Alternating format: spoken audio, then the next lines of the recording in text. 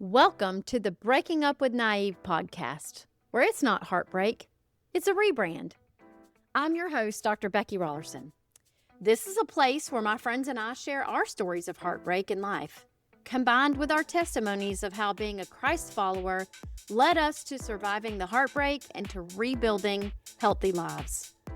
While the stories shared here are relevant and true, it is important to note that I am not a trained counselor, not a trained mental health counselor, nor someone who assesses mental health.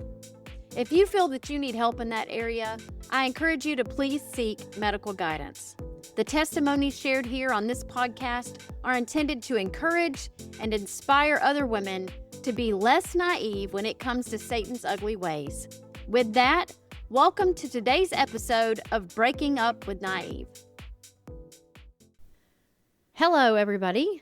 I am your host, Becky Raulerson, and I am excited to welcome you to episode 3 of Breaking Up with Naive. It's not heartbreak, it's a rebrand. So today, I am very excited to be joined by my special friend that I used to teach high school with, and we were actually office mates, Mrs. Tammy Sulsona. And she is going to be sharing with us about her challenges with parenting adult children.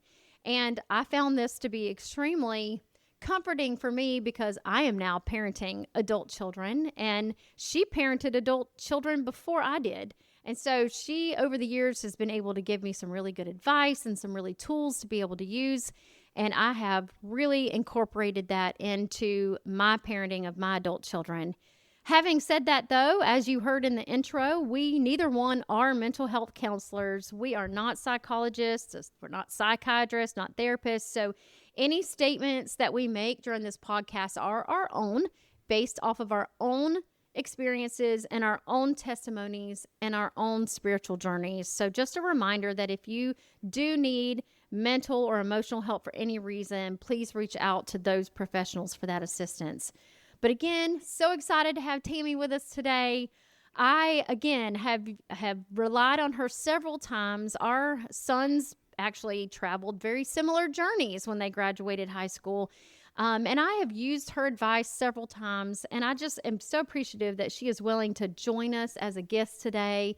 And Tammy, I know that you're going to be talking about parenting adult children. So I'll let you introduce your thoughts on that.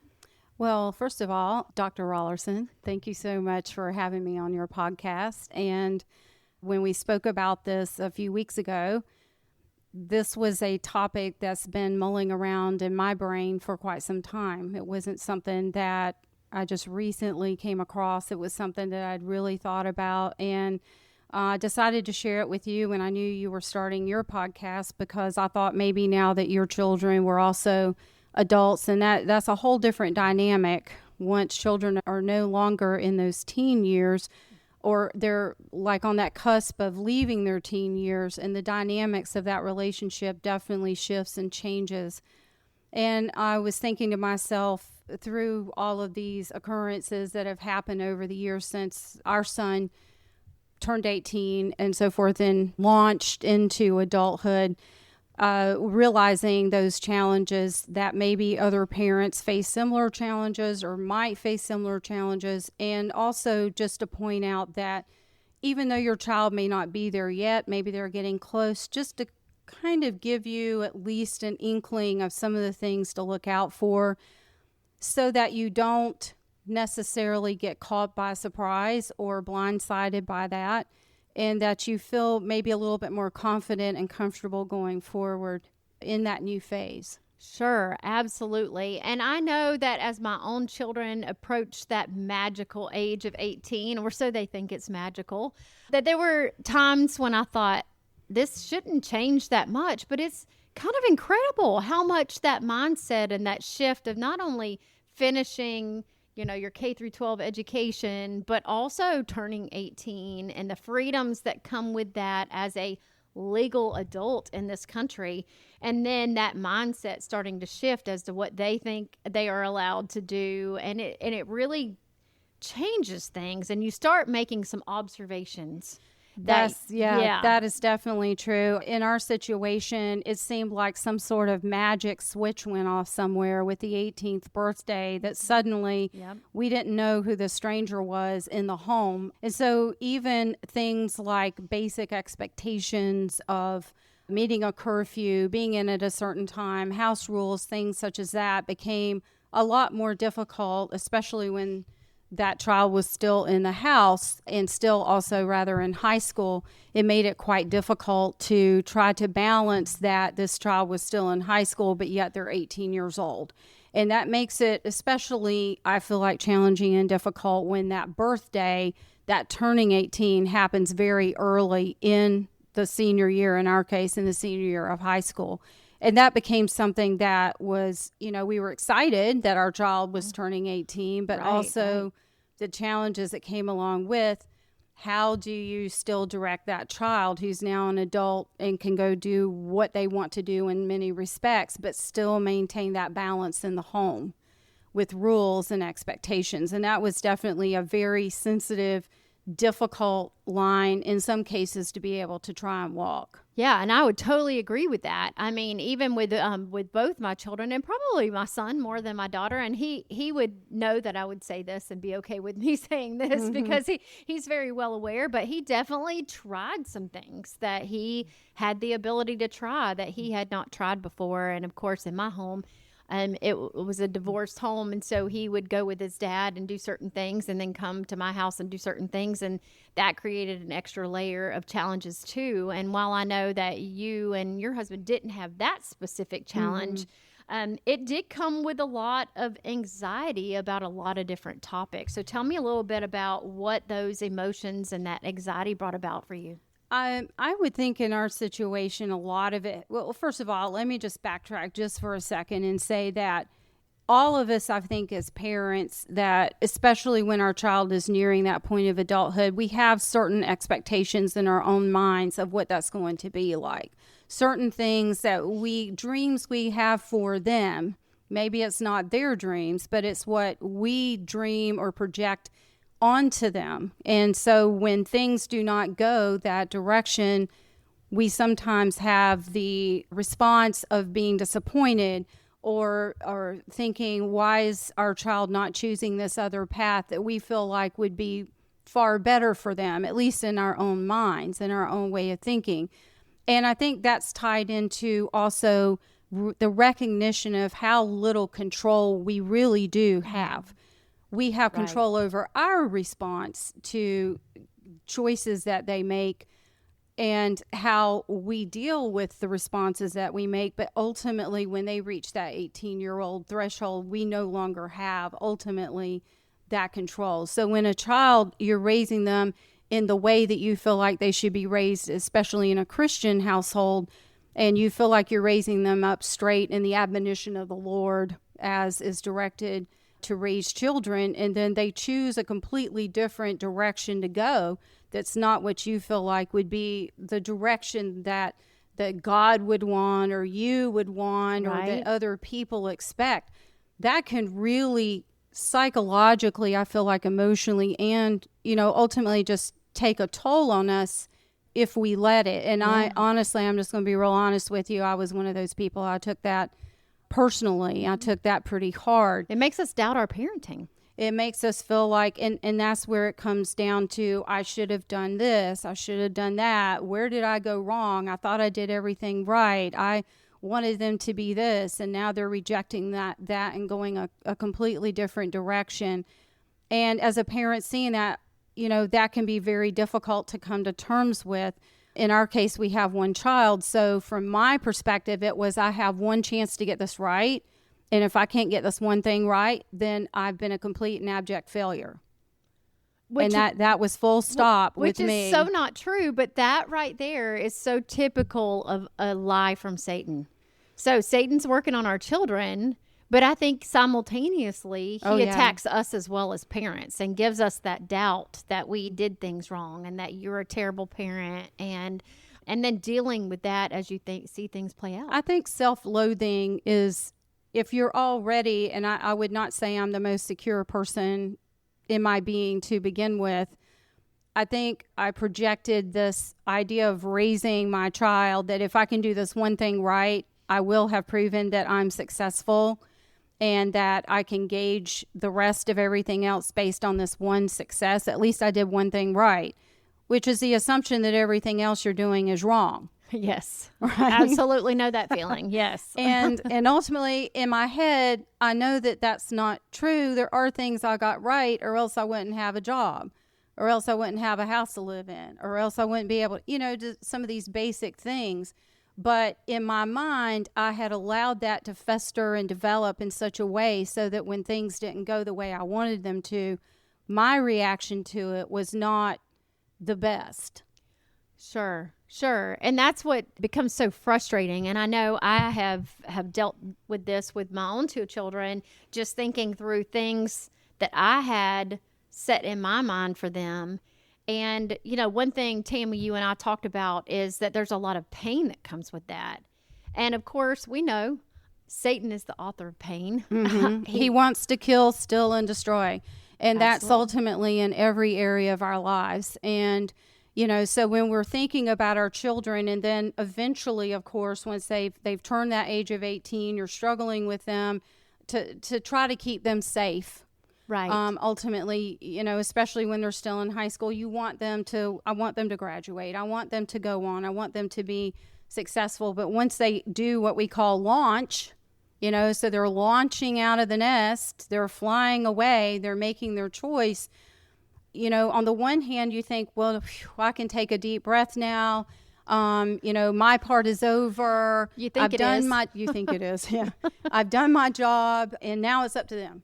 And in my case, I feel like I somewhat was wanting to be detached, and I was a little frustrated and angry that things, even at the beginning, weren't going like I would have desired for them to go, whatever that was. I don't even necessarily remember what that was now. It's been that long ago, but I do remember that feeling of feeling like it's just frustrating. And then you have your child who's sent out to do or going out to do whatever it is they're going to do after they leave home. And then you've got all this other anxiety about, are they going to be okay? Are they going to be safe? Are they going to make good decisions? Right. And even though you've seen them already make some decisions that might be questionable, you're like, what about the rest? I mean, there's a lot of life left. Right. And then what about, the issue of really having that relationship continue after that point? What is that going to be like? All those dynamics become very, I would say, a little bit challenging and sometimes also complicated. Definitely. And so when I think about a specific situation, for example, that happened with my son, he was over 18. He had just finished high school. He had about a month before he left to go into his military duty that he had enlisted for. And he drove a vehicle that is designed for some mud. Yeah. And he found some mud. I and bet he found some mud in a place where he wasn't supposed to be. And that mud just about overtook the vehicle. And so I remember him calling me and asking me for some help to get the vehicle out. And then I realized how badly the vehicle had been entrenched in the mud and knew that my vehicle was not going to be able to do that task. And to make a long story short, I made him call tow truck drivers, of which all told him no, because when an 18-year-old boy calls a tow truck driver and asks for help getting out of the mud, most tow truck drivers have other things to do, and they are thinking of payment for that as well. Right. Yeah. So before it was over with, fortunately, we had a friend who gave us a little assistance. We were able to get the vehicle out with a tow truck, but he paid for that. That was a very expensive lesson that he paid for out of his graduation money. Right. And so he was very mad at me for a while, but it left me with the question, do we let them fail? How far do we let them go on that? Because when they're over 18, you do not want to see them going through any more mental or physical pain than, because it doesn't change just because they turn 18 from your part as a parent. And it's a parental response to want to protect and to want to shield, because that's what parents do. Right. So I went to probably my best source of wisdom that I have outside of the Bible, and that would be my mom. She's still with us, and God bless her. She's a wonderful person. She should be sainted at some point, because bless her heart, she's put up with me all of these years and my brother. But my mom, I asked her, knowing we were going to do the podcast together, and I said, Mom, what is your suggestion as far as like advice? She said, well, first of all, there's no do-overs. There's no do-overs. You can't press a button and redo it. She said the second thing is, because I asked her, I said, Mom, at what point do you turn things over to them and say, this is yours now? Like, at what point do you cut away? And this is a woman who is 83 years old now, and she said, I don't know. Because there's you're constantly riding the line. Every situation is different. Every parent is different. Every child is different. And I think it is a occurrence, a child by child, occurrence by occurrence situation. So I read up a little bit on this because I was also questioning, where is that line? Where is that point? And basically what most psychologists say, again, I am not a psychologist, but they say if you are telling your child that you're making bad decisions, this is not a good decision, whether that's financial, whether that is what they're doing as far as who they're hanging around, unsafe behavior, destructive behavior, things such as that, or bringing their attention to that, or they admit it, in which sometimes they do, and you tell them, you cannot keep doing things like this. You're going to have to, you want me to help you get help or seek counseling or whatever that situation might be. And then they just keep doing the same thing. And then wanting you to still be there, to be their buffer or to be their savior. You're coming to rescue them. At some point, you have to say, I'm not going to come rescue you this time. And that's a very, very difficult, place to be, whether that's a financial, and I think a lot of parents struggle with that for sure on the financial side. How many times is a parent really going to bail out a child who has a financial type of situation or to rescue them in that particular case? That's like a case-by-case situation. But what the professionals that I read have said about that is that if there's no improvement that's shown, if behaviors are not changed and decisions are not shown to be better, at some point the parent has to say no. Right. And that makes so much sense to me, even at my age as an adult. I have been through my own financial crisis in the last decade. And in doing so, I actually had to go to my own mother, who's in her 70s, and ask her for some financial assistance. Now, I was able to pay back everything that she allowed me to borrow and was able to get that taken care of. But it's not like there's something wrong with asking for help and assistance. I think the key there of what you just shared is that pattern of behavior and where the improvement is at.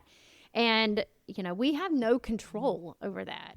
And I know control is one of those things that we talked about, and none of us like to lose that control.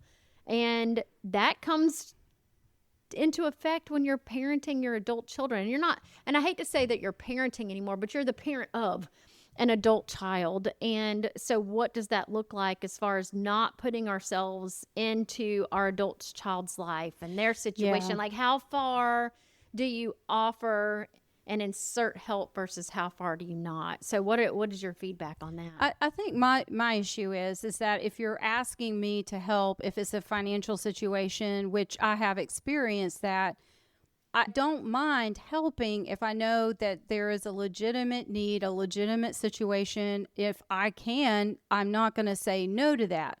However, if I've seen a pattern that, like we mentioned before, that has occurred and that pattern isn't changing, I feel like that continuing to provide for or to cover for becomes a measure of enabling. And I don't think parents are responsible for that. And sometimes that requires, and this is the really hard part, and I have personally seen some of this is where you really do sometimes see your child struggle. Yes. You see your child definitely in pain. Whether that's from financially or spiritually, mentally, and you can't carry them anymore. That's something that they have to rectify themselves. Yeah, and I also will say, and I know you and I have talked about this and believe this too, we were never designed to carry that pain. There's somebody else who's carried that pain for us, and that's Jesus Christ, right? And our Lord gave us a savior to carry that pain for us. And so that's part of giving that control up, is talking through prayer. And I'm not trying to say that in a flippant way, in the sense of just let them deal with it, because that can be excruciating for a parent, excruciatingly painful to watch, because you don't want to see, no parent that I know wants to see their child in pain. I don't know any parent, and myself included, my husband, we didn't enjoy those moments where that was occurring. And the best thing that we could do, the best solution in those situations was prayer, being there to listen, not always inserting ourselves into the situation, because I'm a misfix-it. If you give me a problem, buddy, I want to find a solution real quick. We all have a little bit of misfix-it in us. I've got like a list. Let's go down the list. Have you tried this? Have you tried that? Let's do this. But ultimately, in a lot of these cases, they may have a solution you didn't even think of, which I have actually seen happen in our own child's life, where, well, I did this and it worked. And I'm like, wow, that's awesome. Yeah. And so that shows, first of all, motivation. Second of all, a willingness to change. And thirdly, that they can think outside of the box. Right. So I'm all for that. And I think as a parent, in parenting an adult child, and I say that meaningfully, because we like to think we're done. We're just not really ever. My mom says, and she's 83, you're never done. No, you're just never fully done. Sure. It's just and not. I watch my mom with my sisters and I, and even her grandchildren, our children, and she's not done. There's still a lot of things that she has feedback on and feels about things. So, and that kind of moves us to our next topic here, which you and I have also talked about, how our adult children don't have to tell us anything, right? They don't have They sure to. don't. And they know they don't have to. And so they didn't have to when they were at the house either. You know, and I think human nature sometimes guides us in the direction of being partially disclosing information, right? Like sometimes we disclose what we want to. We don't tell the whole story. And then we don't tell the part whole of the story. And, you know, I think sometimes that's not intentional, but then sometimes it is intentional. Oh, yeah. You know, certain people will leave out parts of a story because they don't want you to know that part of the story. Right. You know, they'll keep secrets. Oh, yeah. So, you know, share a little bit about the secrets and what that means for you. One of the things that I've discovered in my walk with Christ that he's revealed to me and through parenting an adult child is that secrets are damaging. Secrets are destructive in many different ways. I know that you mentioned financial difficulties. There were times in mine and my husband's life when our child was very young where we experienced some extreme financial difficulties. And some of that was self-imposed. That was mistakes that we made. And I carried a lot of weight of shame and embarrassment for that. It held us back in many ways. And so we really tried to cover some of that up and just not let our child know that that's what was going on. And frankly, when our child became an adult and we mentioned things to him, he acts like he doesn't know what we're talking about. And so I feel like we did a disservice by keeping secrets from him. But likewise, that has rolled into, as he became an adult, we realized that there were a lot of secrets that were kept from us. Yep. Now, some of those are small and insignificant, and it's what all of us did. Day-to-day basis. I didn't tell my parents everything I did was when I was a teenager, for sure. Sure, I didn't either. Some things my dad heard through the grapevine before social media. And some he discovered when he checked the engine of the car. That's a long story. I won't go into that. I thought I was Dukes of Hazzard jumping a bridge one time, but that's a long story.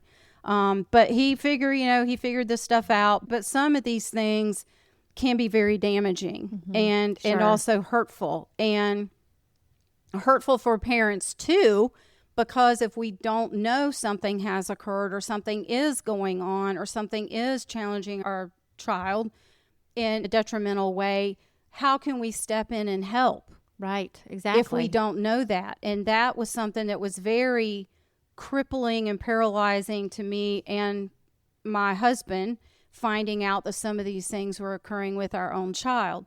I don't want to go into detail about that, but it was something that you walk through literally minute by minute and day by day, and are literally grasping at pretty much every source of help or assistance that you think might or could give some sort of solution to a very serious situation. But I think secrets are a problem, and I think that is something that once, if you can get past that, if your child will open up and will feel comfortable to talk to you about those really deep issues, and maybe they won't, and maybe things will be fine, and that's, as per situation. But if your child does tell you some of these things, it's very difficult, because you might not be able to go and solve that situation. You might not be able to interject yourself into that situation to really give assistance. It might not be your place to do so, especially when there are others involved in that situation. Yeah, and that's hard too, because there are other people in their lives other than just their parents, and trying to navigate those relationships carefully, especially when it comes to secrets or lack of information. And, and that kind of leads me into thinking about social media and illusions and what we think we're seeing. And I'm going to say this from my personal perspective, and for those of you who listened to my episode 2, you heard me speak a little bit about my own illusions and being fearful of opening up about my own sins and my own mistakes, because I was so scared of a public perception that existed, and just being so overly concerned with what others were going to think. And my own 2 children have said to me, like, Mom, when we were growing up, there were things you didn't let us do because you were so worried about what other people were going to think. And I think that is sometimes it's not a flaw, but a lot of times it is a flaw as a parent. I mean, we should be concerned about our Christian reputation, right? And making sure that people are seeing us as godly people. But at the same time, there is this illusion of what we think something should look like. And so that happens in our own children, where they present us with this illusion that everything is fine, because they don't want us to fully know. And I know you've had some experience with that area too, just trying to navigate what, people think they know, what you know. How should I handle this so that if somebody finds out, it'll be okay? And again, this is real. I feel like everybody's experienced this, but particularly with navigating being a parent to an adult child. How have you experienced that? Well, the only reason why I got involved with social media at all was actually because my child was on social media, and that was the only way I could try to keep track of what my child was doing. Now, also, that was in the early days of social media, when Facebook was cool and it wasn't old yet. Yeah. So that was before, and then it went to IG, and then now it's, X, or, and all these other things that I don't even know what they are. But that was the only reason why I got involved at all in social media, was to try and track what he was doing, which, come to find out, half the time what he was doing wasn't even on social media, or he was hiding it in areas where I didn't even know how to go and how to trace that. I would say, to me, because my child is no longer on social media, 100%, which is weird, because now I am, and he's and not. He's not. Yeah, and he's that not. Happens. And he is very conscientious and conscious of the effect. And I think out of any individual who is now an older adult, he's no longer a young adult, he, out of anyone, I believe, would confirm and would basically substantiate how dangerous social media can be, in the sense of the amount of drama that it churns up, the amount of misperception that is out there. And I guess from my perspective is, when I'm on social media, and I spend a little bit of time on several different platforms, but, Emma, and I try to say this too as a teacher to my students, what you're seeing is what people want you to see. Exactly. So when you see so-and-so who's off in this wonderful vacation, taking this gorgeous shot in front of wherever that landmark is, you may not see that they just traveled 36 hours to get there, have jet lag, And $1,000 in credit card debt. At least Maybe. these days. Yeah, probably even more than that. Potentially. You don't know. Yeah, you don't know the other side of that. You don't know the mental aspect of what maybe they're going through and so forth. And that has been something that we've seen happen more and more, where people are portraying one thing on social media and then they're, the reality is something different. My only suggestion, and that's coming from somebody who's not really out there, like I know that you're like the queen of social media to me, in my perspective about that.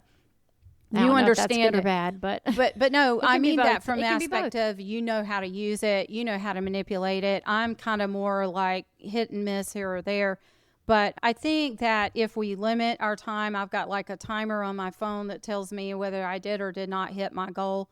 My goal is to stay under 2 hours per day screen time. That's my goal. Now, honestly, about 2 days out of that, I don't hit my goal.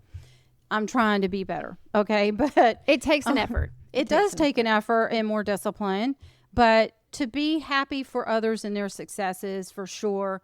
But to also have that reminder, and this is what's so hard, that what you see is not necessarily the full reality. Exactly. You don't see the kids who are just so cute and perfect in that photo, who are screaming and bouncing up and down in the mud puddle 10 seconds later after the photo, or who were throwing a fit in the store because they couldn't get their lollipop. Or, I mean, those are just some things that, and I think a lot of people are already pretty much, aware of that. But just to be aware to not intertwine your parenting and your parent expectations with what everybody else is doing. Yes. That's easy to say. It is. But when so-and-so's child is out here doing something, you're like, wow, that's really great. And then you're reflecting back on what did they do differently. And so then now you're comparing yourself to what that parent did.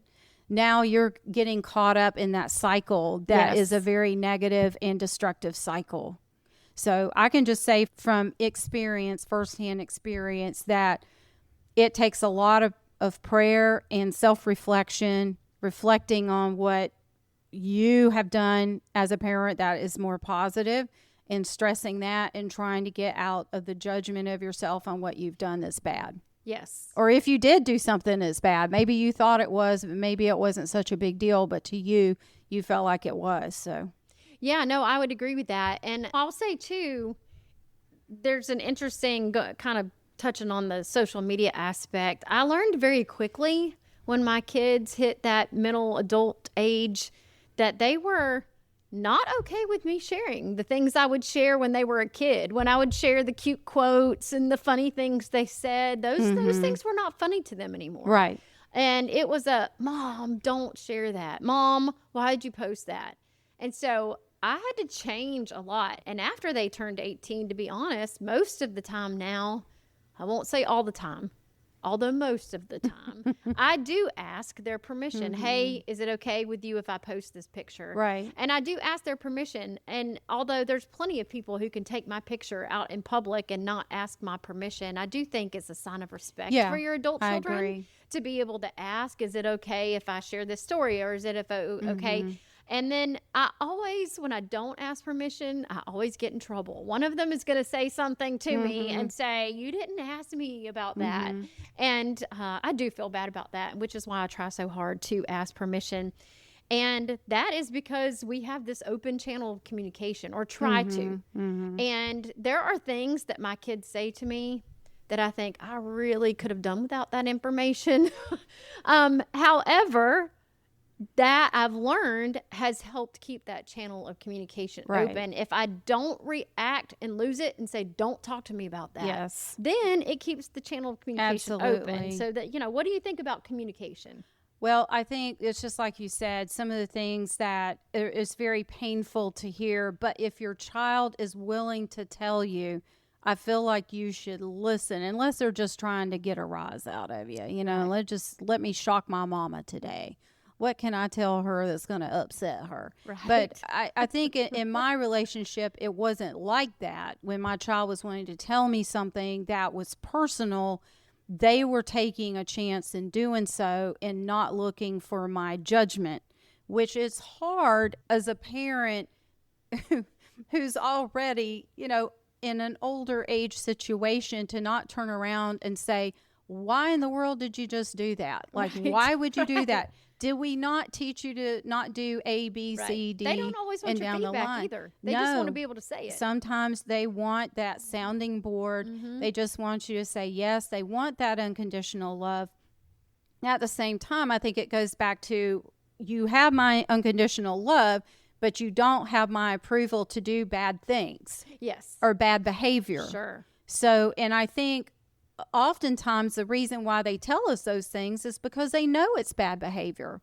And they, I think they want somebody they can actually discuss it with and talk to and feel that safe space. And we should be very appreciative and thankful that they value us in that way. Yes. That they look to us. I can tell my mom there's some things I won't tell my mom. Okay, there's just some things I'm not going to discuss with my mom. I love my mom dearly, and it's going to be the same way with our children. Right. But there's a lot of things I can sit down and I can talk with my mom about. And I know she is going to give me her opinion if I ask for it. And it may not be what I want to hear, but she is going to give me her opinion. And sometimes it's not necessarily the opinion, it's the fact that they listen and that they didn't automatically kick us out of our lives because what we just said was such a terrible thing. Yeah. So, it's interesting because I went to visit my son recently in the place that he's living, and he's sharing different things with me about and I'm feeling really good about it. I'm feeling like this is some good quality time. We're having some good conversations, and he's opening up and sharing some things with me. But as soon as I opened my mouth and said, well, I think, he looked at me and just shut down. He didn't want to know what I thought. But then later, several days later, it was, a 5 or 6 day trip. And a few days later, he said, okay, I'm just going to ask, what do you think about, what do you think? What would you do? And then I almost didn't have an answer because then I thought, oh my gosh. He doesn't want to hear it. Why should I say anything? He's finally asking me what I think, and I'm scared I'm going to tell him the wrong thing. I am going to tell him what I think, but I don't know if it's the right thing to tell him. The pressure is on. So the pressure is on for sure, because you don't want to mess up your advice to them either. Absolutely. I mean, and like I said at the beginning, I feel like I clarified, none of us, I don't know a single parent that wants to cause harm or bring harm to their child or lessen them in any way. I feel like we all have these very high expectations, and, we might not always give the right advice, but I don't feel like the majority, probably 99.9% of parents, at least my thinking is, they're not trying to harm their child. No. They're doing what they know that's best, maybe even based on their experiences and so forth. I think that another thing that I realized, I just wanted to share this real quick about the communication aspect. When our child did launch, when I say launch, I mean left the nest and went into the adult world following high school, there were times where there may be extended periods where we didn't talk and we didn't have that communication. And that was sometimes excruciating because you want to know, what are they doing? Are they okay? Are they sick? Are they injured? Are they all these things? But as parents, I feel like what I find, and I was, I can manipulate, and I would use some emotional manipulation at times to, make my child feel guilty for not calling or not communicating. Because we're trying to play the game a little bit too as parents. Right, we are. I'm trying to get what I want, what I need. And you hear all those I's in there. And that's becoming a me issue, that's one of the reasons why I wanted to, to do this podcast, is that it's not always about our parent. It's also or about our child, It's also about us as parents and what we're learning as we go through this. And I feel like now I'm a lot more receptive to, if I know there's a long extended period of time where I don't hear from my child, I'm starting to, tap the desk a little bit and go, what's going on? Why haven't I heard anything? But to be patient and to understand that they have their lives. They do. And I have to go on with my life. That's right. And live my life and know that I've done the best that I can at this point, and be okay with some silence. Yes. And I think today's parenting is a little different because we have had such close access between cell phones, Life 360, tracking devices, text messages, social media. And you think about in our parents' day, none of that existed. Yeah, So you had a quarter in your pocket for a payphone. right. And Or called when I left the collect. house Yeah. to go somewhere, they didn't really see me or hear from me again until I got back Right. home, unless there was a quarter for a payphone or Or unless something they got like an that. emergency call. Right. Like I went to camp every summer to Yes. several camps. My parents not one time ever called to check on me. Yes. And Not it's, one time. And it's funny because, of course, you and I both have experience with our children having been a part of the military and going to basic training, and they disappear. When They're they off the sign grid. their contract and they leave, they are off the grid, and so you don't have a choice but to wait for them to reach out to you. And so we've had that experience of letting that we're a little bit more used to it, but I do see it in my full-time role and teaching courses and undergraduate students and looking at how parents are used to several texts a day. They need that response. And we're that way a lot. But I do think you're right that we have to all get to a point where we give our children their space. I think about how often I talk to my mom. She lives 12 miles from me, and I still probably see her once a week, once every 2 weeks at the most. And then I will literally be driving down the road and say, I just need to call Mom because I realize it's been 4 or 5 days. Right. Because I'm so busy in my own life, and that's not really fair to her either. But so, yeah. Well, this has been great conversation, Tammy, because again, and I'll tell the listeners, Tammy really helped me with a very big piece of advice a couple of years ago, and it left such an impact. And the trip that I just took to visit my son was instigated by, and basically the catalyst for that was this conversation that I had with Tammy a couple of years ago. So I'm just so grateful that you were willing to come on the podcast and share your experiences, because we all have different experiences and all of our children are different.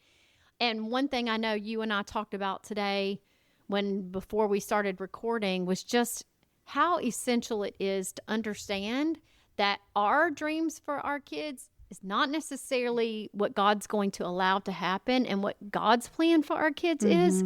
And we also have to be very accepting of that. But I want to give you a chance just to make some concluding remarks on this experience. Just you had commented on the advice that I gave you. Sometimes advice comes in the crucible of great angst and consternation, like we're getting pulverized by something that's quite painful. Yes. And that's where that advice came from. And I'm so thankful, first of all, that Becky was receptive, because not everyone necessarily would be. Secondly, I'm thankful that God walked me through that and allowed me to definitely forgive some of the individuals that were involved in that situation that had caused that to occur.